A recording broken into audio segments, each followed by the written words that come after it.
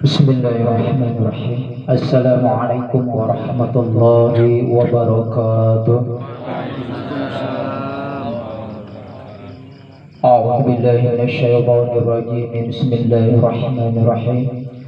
Alhamdulillahi rabbil alamin wassalatu wassalamu ala asyrafil anbiya'i wal mursalin sayyidina wa maulana Muhammadin wa ala alihi wa sahbihi ajma'in. Amma ba'd. Faqad qala Allah ta'ala fi kitabihil karim. A'udzu billahi minasyaitonir rajim. Bismillahirrahmanirrahim. Yarfa'illahu alladhina amanu minkum walladhina utul 'ilma darajat. Al-ayat. Wa qala Rasulullah sallallahu alaihi wasallam may yuridillahu khairan yufaqihu fid din. Al-hadits. Sadaqallahu al-azim wa sadaqa rasulun nabiyul habibul karim wa nahnu ala dzalika minasyahidin wasyakirin walhamdulillahi rabbil alamin. Faqad qala rabbi shrah li sadri wa yassir li amri wahlul 'uqdatam min lisani yafqahu qawli. Allahumma iftah lana futuhal arifin kama fatahta qalba anbiya'ika wa awliyaika wa ulamaika wa syuhadaika ya Allah ya Karim bi rahmatika ya arhamar rahimin walhamdulillahi rabbil alamin.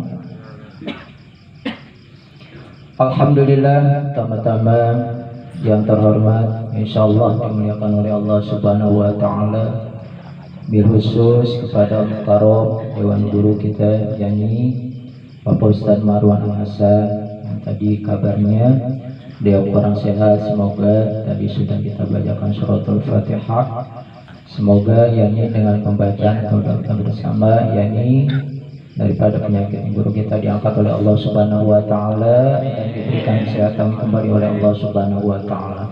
Pun yang terhormat insyaallah dimuliakan oleh Allah Subhanahu wa taala pada dewan guru yang hadir bil khusus Al-Mukarram Bapak Ustaz Ahmad Balil, Al-Mukarram Bapak Ustaz Hamdani, juga Al-Mukarram Bapak Ustaz Junaid Abdullah. Kita doakan semoga dewan guru kita ini selalu diberikan sehat badan, umur panjang, murah rezeki, manfaat ilmu, dan juga dipahamkan ilmu, juga dimudahkan segala urusan oleh Allah Subhanahu wa taala. Pun tak lupa ketinggalan pada Mukarram ini Bapak Ustadz Rohil selaku mengatur acara. Terima kasih sudah memberikan waktu kepada saya. Pun yang terhormat kepada aparatur pemerintah yakni Bapak RW, alhamdulillah hadir sama-sama kita, mudah-mudahan doakan beliau istiqomahkan dan dijadikan pemimpin yang amanah oleh Allah Subhanahu wa taala. Pun yang terhormat kepada seluruh jamaah bil khusus Sahibul Bait yakni Al-Mukarram Mbah Ugan selaku ketua pengajian Warsitami, semoga beliau tetap istiqomahkan, diberikan kesabaran, dan terus itu selalu mengajak kita untuk mencari ridhonya Allah Subhanahu wa taala. Pun yang terhormat kepada seluruh jamaah ta'lim, baik yang tua maupun yang muda, yang dekat maupun yang jauh, yang tidak pribadi sebutkan satu persatu namanya, namun insyaallah yakni tidak mengurangi rasa hormat dan tajim saya. Puja puji maha syukur yakni mari sama-sama kita panjatkan hadirat Allah Subhanahu wa taala yang mana berqudrat irad serta inayahnya pada kesempatan malam hari ini, malam yang mulia ini, kita masih diberikan ribu-ribu nikmat, terutama nikmat yang sangat besar, nikmat yang sangat luar biasa, yakni nikmat iman ma'a Islam, sekaligus diiringi dengan nikmat sehat badan, nikmat panjang umur, sehingga kita bisa berkumpul, bermuajahah, bermusafahah dalam rangka melaksanakan daripada kewajiban kita selaku umat muslim. Dan ini adalah salah satu perintah Allah Subhanahu wa taala, yakni untuk bertalabul ilmi. Semoga datangnya kita di sini, duduknya kita di sini mendapatkan ridhonya Allah Subhanahu wa taala. Tak lupa salawat ma'asalam semoga selalu terlimpah curah luakan yakni kehariban junjungan kita yang mulia Kanjeng Nabi Agung Muhammad sallallahu alaihi wasallam.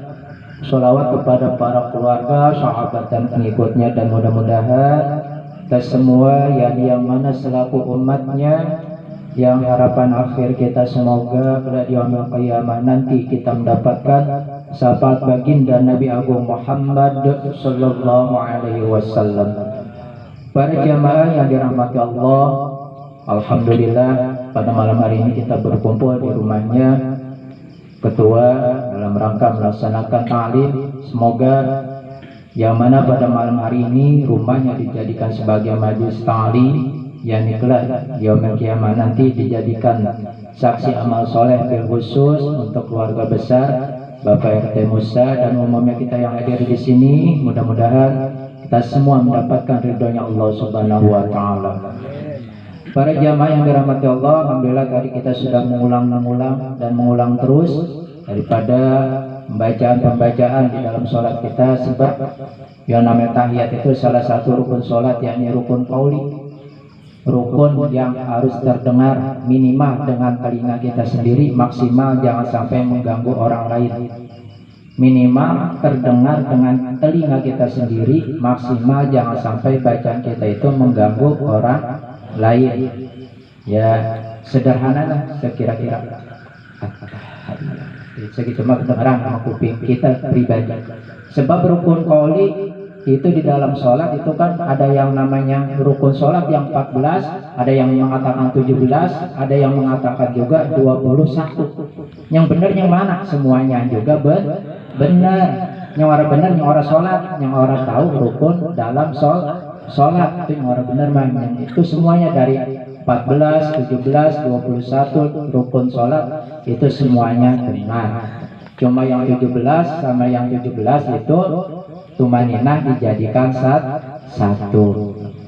Jadi dalam sholat itu ada 3 rukun. Yang pertama rukun qauli, kedua rukun qauli, ketiga rukun fi'li.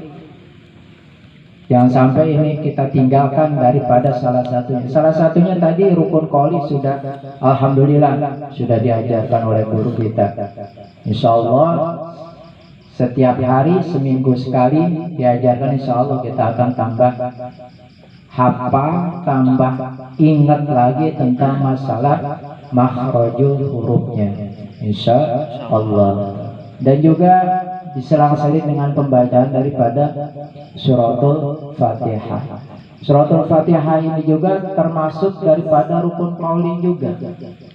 Dan juga sebagian ulama fikih, yakni tentang masalah suratul Fatihah pun kita dianjurkan agar mengetahui daripada huruf-huruf di dalam suratul Fatihah. Ini kita sholat terus sehari semalam kita membaca Fatihah yang diwajibkan, yakni 17 kali.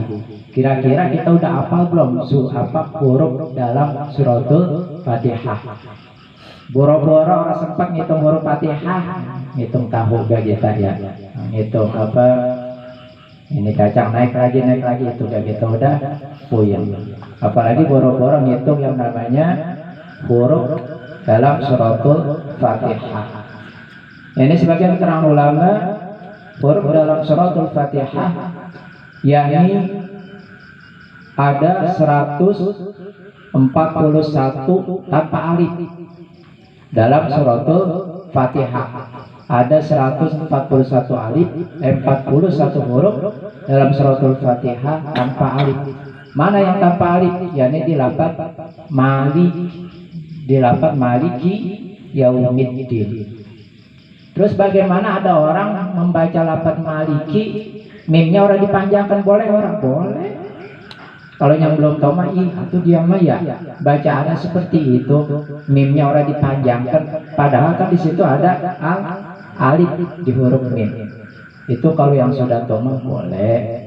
Cuma ya kalau jadi imam yang kita mah golibnya yang biasa-biasa sudah kita baca itu 141 tanpa alif, dan dengan alif yaitu 140 alif.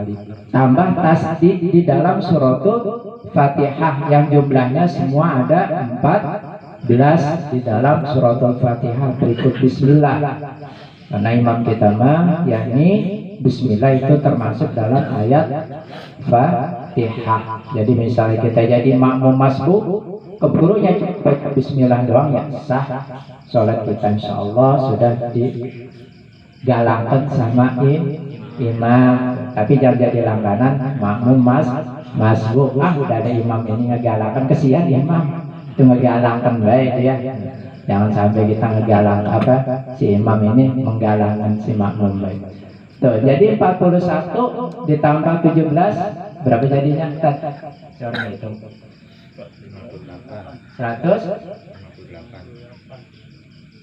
41 sama 7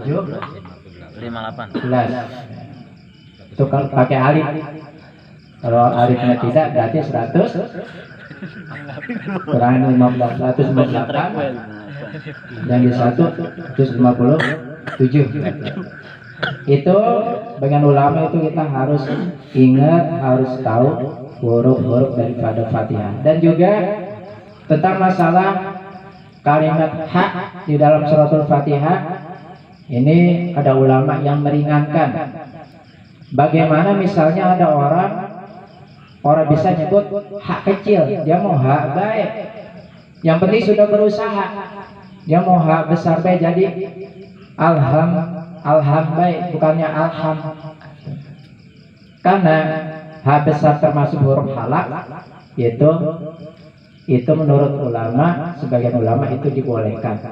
Tapi dengan catatan sudah berusaha, sudah ikhtiar, sudah belajar, udah saya udah mati-matian nih pengen banget bisa nyebutkan hak kecil, tapi udah waktunya hak lagi.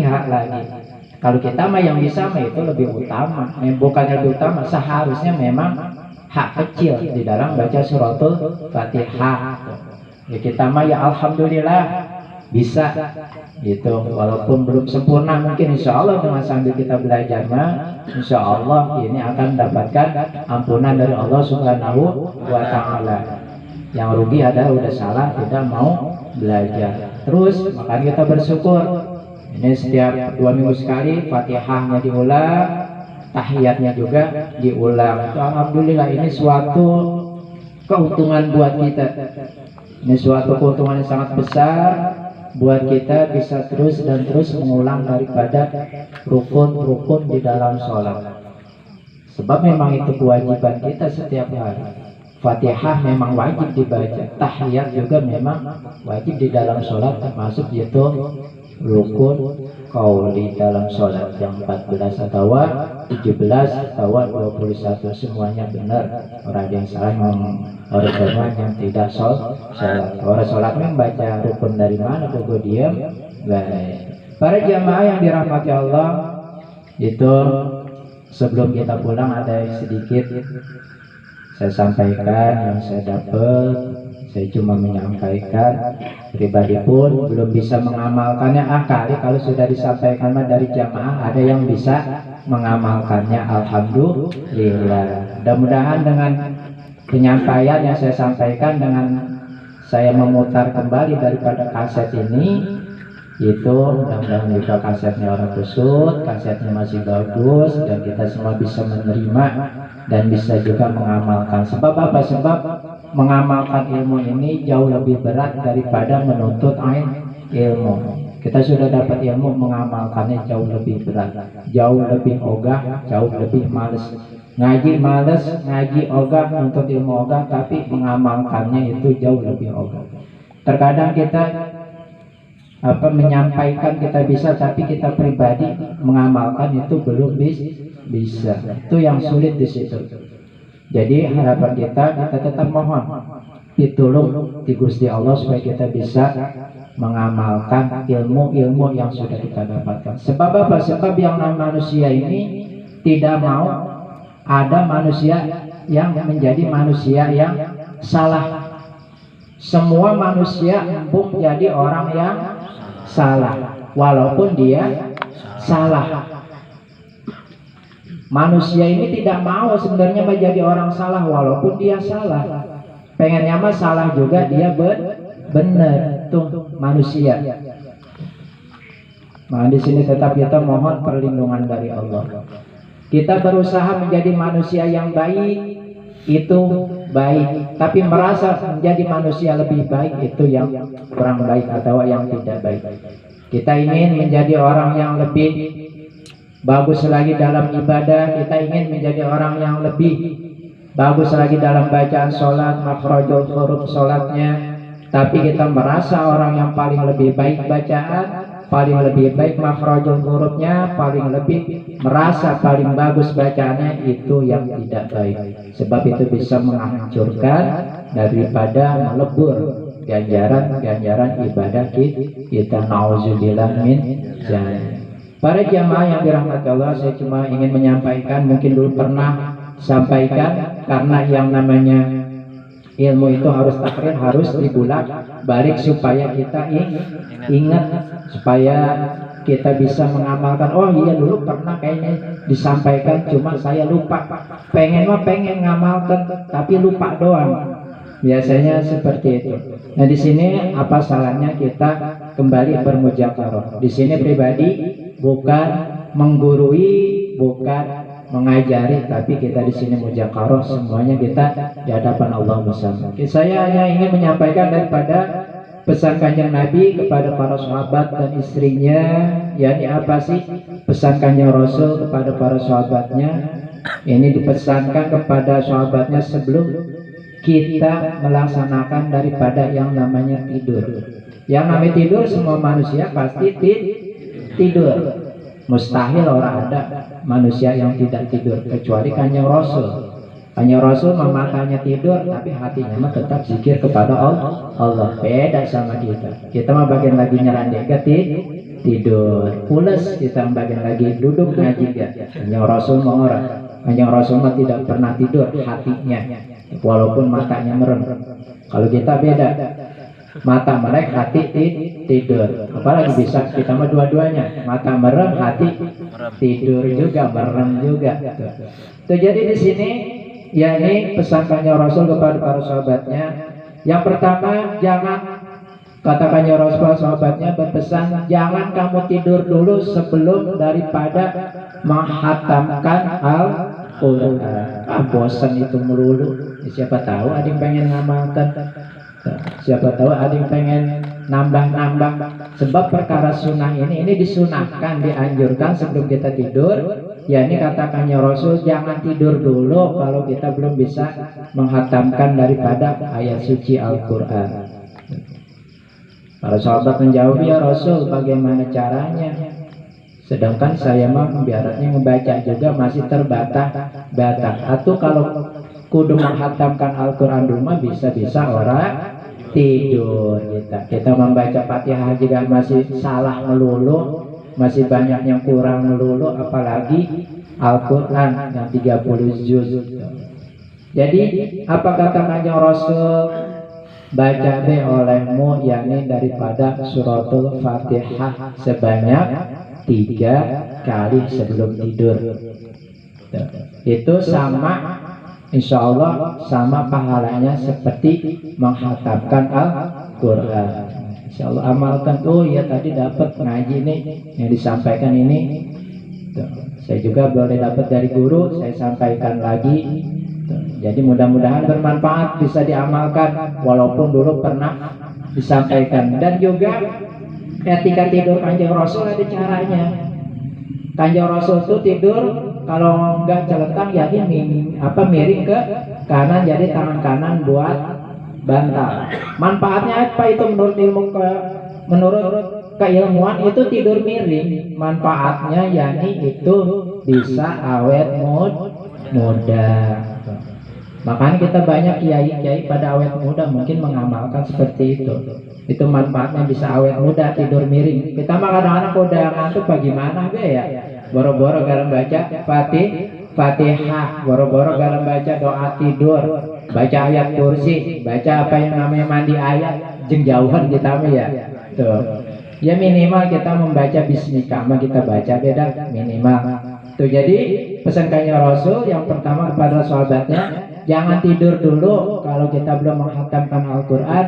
Mana jalan keluarnya? Yakni baca suratul Fatihah sebanyak 3 kali. Bacaannya juga harus benar, udah diajarin terus sama guru kita tentang masalah Fatihah, tentang masalah bacaan-bacaannya sudah diajarin, daripada pandang pendeknya, makhrajul hurufnya udah diajarin, tinggal kita bagaimana mengamalkannya. Ini perkara sunnah memang, tapi ini keuntungan buat kita.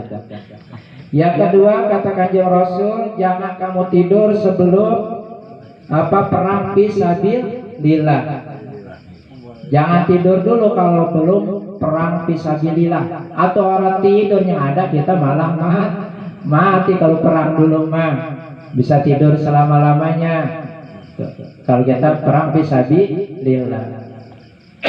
Terus bagaimana zaman sekarang mau ada istilah perang fisabilillah? Ini menuntut ilmu adalah sama ganjarannya seperti perang fisabilillah. Katakannya Rasul, siapa orang yang keluar menuntut ilmu, maka pahalanya sama seperti orang jihad fisabilillah. Yang penting yang ikhlas karena Allah. Apa jalan keluarnya ya Rasul? Saya orang sempat, saya orang bisa perang fisabilillah. Jalan keluarnya dikasih sama Rasul, baca surat Al-Ikhlas sebanyak 3 kali atau Qul. Itu kita baca sebanyak 3 kali. Insya Allah tuh udah 2 tuh ilmu kita, tinggal kita amalkan. Sekarang kita dari sini ngantuk-ngantuk, kita nuntut ilmu udah dapet, kita males banget ngamalkan. Yang ketiga singkat, yakni jangan tidur dulu sebelum kita bisa membebaskan hamba sahaya. Kalau zaman sekarang masih ada apa tadi hamba sahaya tadi? Kayaknya udah ada ya tadi. Udah orang hamba sahaya. Zaman sekarang, kok zaman Rasul sih banyak hamba-hamba sahaya, tawar-tawanan gitu. Kalau zaman sekarang orang ada hamba sahaya kayaknya. Bagian di negeri Arab sekalipun, bagian di Mekah sekalipun, apalagi di kita, alhamdulillah hamba sahaya orang ada. Terus bagaimana sekarang orang ada hamba sahaya, orang ada yang kudu dibebaskan. Siapa yang dibebaskan? Tapi tetap harus dibaca baik, pahalanya sama. Ini dengan kita membebaskan hamba saya, baca baik sholawat Nabi. Sholawat mah banyak, ada sholawat Fatih, sholawat Maryam tadi itu. Saya mah pengen sholawat yang paling pendek Allahumma sholli ala sayyidina Muhammad wa ala ali sayyidina Muhammad. Segitu doang. Jadi kelamaan baca itu baik mah tadi Fatihah 3 balik, Al-Ikhlas 3 balik, sholawat 3 balik. Mana malam Jumat udah siap-siap, waduh ini mau orang unggulan ngebaca itu. Kalau udah biasa mah paling cuma 5 menit. Kalau bacanya di wasol, dan wasol juga kita minta diajarin dulu sama gurunya bagaimana sih caranya ngewasol. Itu pun harus tahu juga. Singkat yang keempat, yakni jangan kamu tidur dulu sebelum bisa memberi makan kepada seluruh umat muslimin wal muslimat. Nih kalau kita mau tidur ngasih makan dulu nih kepada seluruh umat muslim, ya minimal ya sekampung kita ada. Ya lagi diamalkan nih. Ada makan apa ya?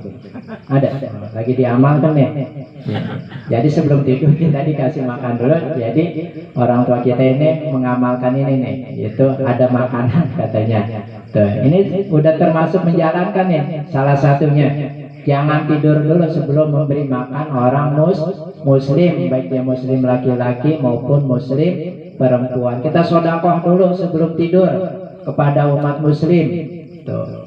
Sekarang mau di Iwul Bulan alhamdulillah udah pada kaya semua, udah pada jadi bos semua, orang ada yang disedekahin, alhamdulillah. Atau kalau begitu mah. Tuh. Terus bagaimana caranya kalau pengen tetap dapat BO? Baca deh katanya Allahumma ighfir lil mu'minina wal mu'minat wal muslimina wal muslimatil ahya'i minhum wal amwat. Sama sebanyak 3 balik juga. Itu sama pahalanya seperti kita ngasih makan kepada orang muslim, baik dia laki-laki maupun perempuan. Singkat, yang terakhir, yang kelima, yakni jangan tidur dulu sebelum kita bisa pergi munggah haji. Yang alhamdulillah orang tua kita udah nyabak ke makam Kanjeng Rasul, tumbah nasir, tinggal kita nih bagaimana caranya. Sebenarnya mah ada amalan yang menyamai, bahkan kita bisa tiap hari pulang pergi munggah haji. Bisa tiap hari pulang pergi munggah haji. Bisa onggal lari malahan kita. Bisa kalau kitanya mau. Mana? Apa caranya? Bagaimana jalan keluarnya supaya kita bisa tiap hari pulang pergi munggah haji? Apa syaratnya? Bagaimana caranya? Yakni habis sholat subuh jangan keluar dulu sampai matahari terbit. Kubra dagang tahu. Bisa kubra dagang tahu. Koncong kubra. Ngetik oyak yang ketap-ketap kubra. Tuh. Dalam artian bukan tidur habis subuh. Saya mah baliknya ntar be. Apa namanya, kalau matahari udah keluar. Dalam artian yang pahalanya sama dengan orang munggah haji. Ya kita di situ apa, baca Al-Quran, zikir kepada Allah, baca tasbih, sholawat. Itu pahalanya sama seperti orang munggah haji. Bahkan kita mah bisa onggal hari kalau bisa tema. Tambah sekarang mah subuhnya getap banget, dia lama bener. Ke matahari keluar gong tema, habis subuhnya terbirit-birit kita udah pengen berangkat. Itu pahalanya itu luar biasa. Itu sama dengan orang munggah haji. Kalau kita bisa tiama, yakni pahalanya itu tiap hari kita bisa pergi munggah haji. Aduh lama amat sih, susah amat sih. Habis subuh mah saya mau orang sempet. Ada lagi habis maghrib. Habis maghrib mah siapa yang mengamalkan ini akan Allah kasih 10 kebaikan dan bakal Allah tarik daripada 10 keburukan. Ngamalkan apa? Ngebaca apa? Ngebaca habis maghrib la ilaha illallah wahdahu la syarikalah lahul mulku wa lahul hamdu yuhyi wa yumiitu wa huwa ala kulli syai'in qadir. Itu amalan kita itu sebanyak 10 kali. Cuman kita mah kalau jadi imam kita nengok 3 dewek kan. Kalau kita baca sampai 10 nah jangan 10 5 beda. 7 beda. Kita tengok tinggal kita doang dewek kan. Tambah Allah ma'ajirnin nanarnya kan dibaca 7 kali. Diakhiri dengan apa? Allah ma'ajirna minan nar. Itu sebanyak 7 kali. Itu orang yang mengamalkan itu tiap maghrib itu bakal Allah berikan 10 kebaikan dan Allah tarik atau Allah jauhkan daripada 10 keburukan. Insyaallah mudah-mudahan kita bisa mengamalkannya. Ya kalau sholatnya dewek mah bisa kali ya, tapi kan kita pengen berjamaah. Ya kalau jadi imam ya mengikuti kebiasaan juga sih apa-apa ya. Kita memang udah golingnya 3 ya udah mau 3 dulu dari dulu. Padahal itu bukannya 3 doang. Itu 10 kali itu yang bagus ya mah. Bukannya habis maghrib doang sih, anjurannya memang setiap waktu. Tapi kita ngeliat sikon jamaah beda. Nih jamaah ada yang mau ke sono, ada yang mau ke sono. Kalau kita dewekan bodoh amat, kita mau baca 1000 ya. Jadi kita ingin mencari ridho Allah juga ridho jamaah. Tuh. Jadi seperti itu. Tuh jadi yang kelima, yakni jangan kita tidur dulu sebelum kita munggah haji, yakni baca tasbih kepada Allah, yakni sebanyak 3 kali yang mana subhanallah walhamdulillah wala ilaha illallah wallahu akbar. Itu tasbih gabungan semua itu tasbih yang paling komplit satu kalimat tapi ke bawah semua. Subhanallah walhamdulillah wala ilaha illallah wallahu akbar. Bahkan kita kalau misalnya malas membaca tasbih yang 33 macam subhanallah 33, alhamdulillah 33, Allahu akbar 33, baca itu 10 balik ya.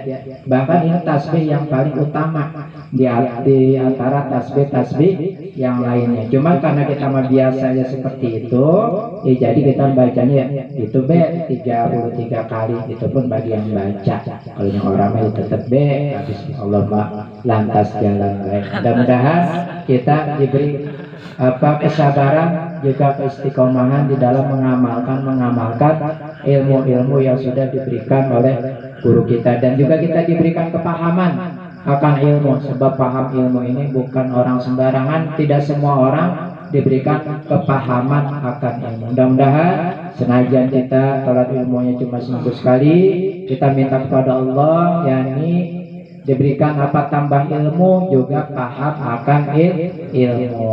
Mungkin hanya itu saja yang dapat pribadi sampaikan. Mohon maaf lahir batin. Kita tutup dengan kifarat majlis secara berjamaah. Subhanakallahumma wa bihamdika asyhadu an la ilaha illa anta astaghfiruka wa atubu ilaik. Subhanakallahumma wa bihamdika asyhadu an la ilaha illa anta astaghfiruka wa atubu ilaik. Subhanakallahumma wa bihamdika asyhadu an la ilaha illa anta astaghfiruka wa atubu ilaik. Rabbi zidna ilman warzuqna fahman wa amalan sholihan taqabbala walhamdulillahi rabbil alamin. Mohon maaf lahir batin. Billahi taufiq wal hidayah. Wassalamualaikum warahmatullahi wabarakatuh.